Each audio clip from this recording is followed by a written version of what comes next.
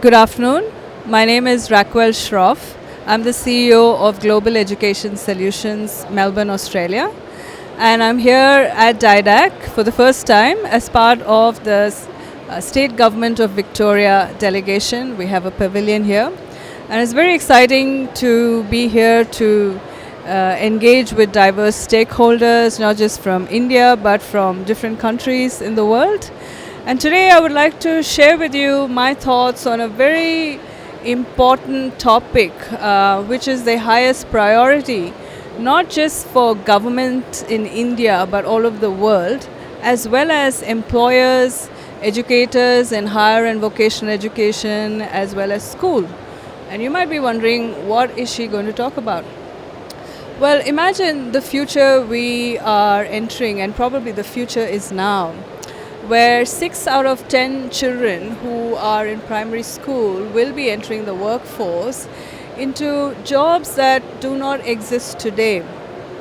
So the challenge that is faced with all countries, and especially a country like India, with the highest youth population in the world, but with challenges like skills mismatch, is what is the role of schools and higher education institutions and employers to empower every young person to transition well beyond school into life and work and to thrive in a very complex competitive future that they're entering? So other than marks, is marks alone good enough? That's the question. Or is it marks plus values, plus skills, plus attitude? How do you, whilst they are in school and whilst you have challenges of completing the curriculum, preparing them for the various exams at different stages, how can schools who have a shared responsibility of preparing every young person for future success mold and channelize students in the right direction? So building competencies, critical career management competencies alongside digital literacy, financial literacy, so that young people, when they leave school, will enter the future more confident and will have lifelong learning skills, will have resilience to face any challenge that comes their way. They will be prepared for the complexities that life and work will throw at them. So I think what we need is a comprehensive framework based on identity of individuals, but also based on community needs and the changing dynamics of the world of work. So whilst learning occurs in class, learning also occurs at home. Learning occurs through activities that you might do through sports or through other extracurricular activities.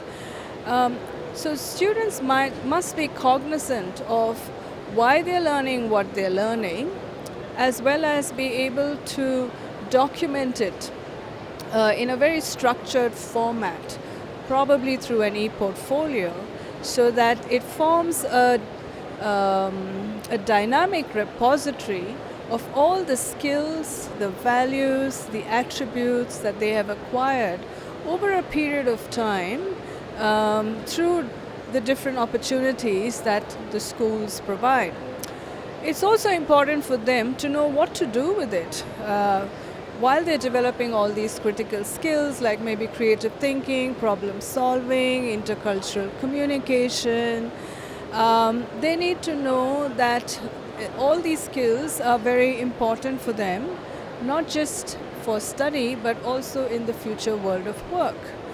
And these competencies are very essential to be successful and to have a fulfilled life when they leave school.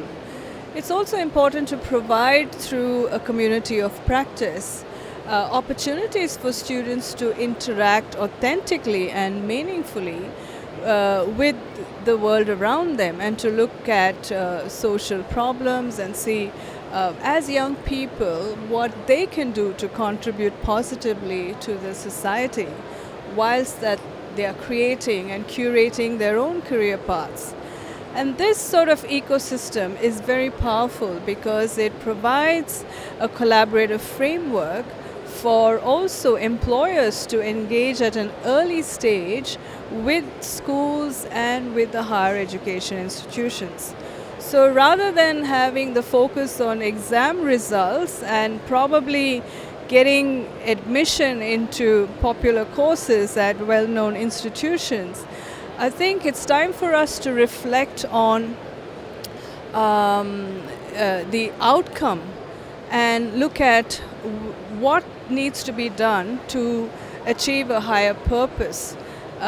Because young people will have probably 17 different career paths as they navigate through their life.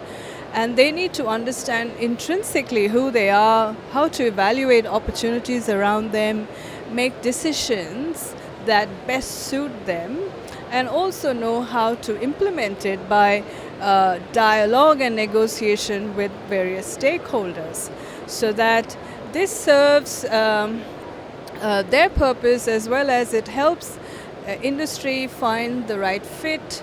It helps individuals grow into better global citizens and contribute effectively to the communities that they are a part of.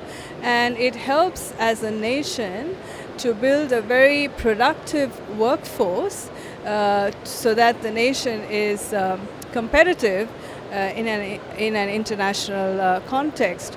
So I think the time has come. It's a very critical need for educators as well as stakeholders in schools, such as parents and teachers, to actively engage and collaborate with industry and government so that India can capitalize on this demographic dividend and also be the skills hub for the whole world. Thank you.